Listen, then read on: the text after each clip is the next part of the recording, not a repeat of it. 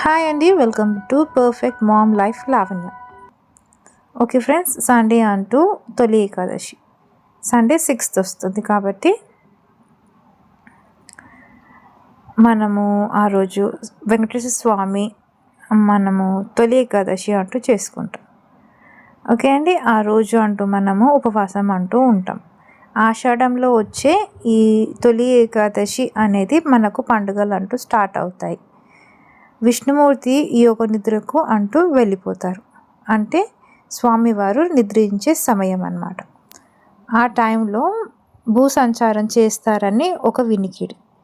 Okay అండి, స్వామివారు యోగ నిద్రలో ఉంటారు కాబట్టి స్వామివారు లోక కళ్యాణం కోసం భూలోకంకి వస్తారు అన్న ఒక టాక్ అయితే ఉందండి. అలా అనుకుంటారు. ఈ టైంలో మనము తొలి ఏకాదశి అనేది జరుపుకుంటాం.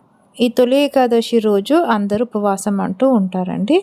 చాలామంది ఉపవాసం అంటూ సాయంత్రం వరకు ఉండి దశమి రోజు భోజనం అంటూ చేసుకొని ఏకాదశి రోజు మొత్తము ఉపవాసం అంటూ ఉంటారు. ద్వాదశి గడియల్లో ఉపవాసం అంటూ వదిలేస్తారు.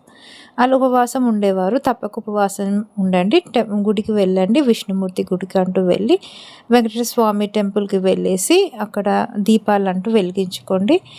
అంటే స్వామివారికి ఆ రోజు నెయ్యి దీపాలు వెలిగిస్తే చాలా మంచిదండి.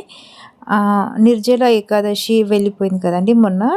ఇప్పుడు ఈ ఏకాదశి అనేది మనకు తొలి పండుగ అంటూ స్టార్ట్ అవుతాయి కాబట్టి ఈ ఏకాదశికి స్వామివారికి క్షణ ఏకాదశి అనేసి అంటారు. కాబట్టి ఈ ఏకాదశి రోజు ఉపవాసం ఉండేవారు ఉపవాసం ఉండండి, లేనివారు పాలైన తాగొచ్చండి.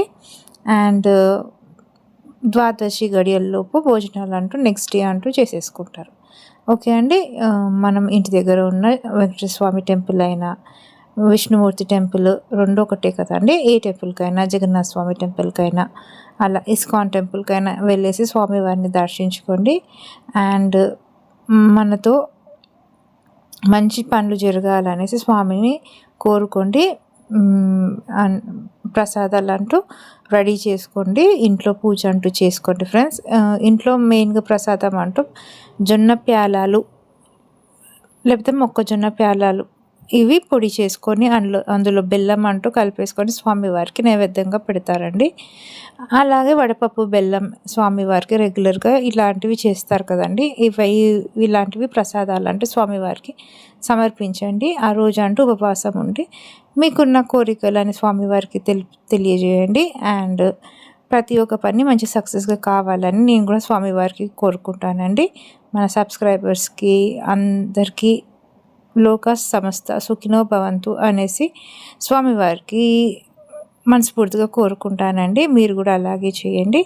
అందరూ బాగుంటేనే కదండి మనం కూడా సంతోషంగా ఉంటాము. కాబట్టి స్వామివారిని దర్శించుకొని ఆ రోజు తొలి ఏకాదశి రోజు మంచిగా పూజ అంటూ చేసుకోండి ఫ్రెండ్స్.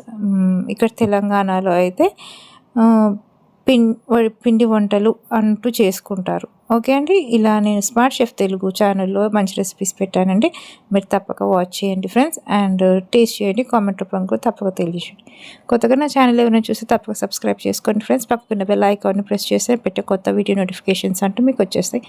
ఆల్ అని ప్రెస్ చేయండి ఫ్రెండ్స్. మరో మంచి వీడియోతో మళ్ళీ కలుద్దాం. అంతవరకు బాయ్, నమస్తే.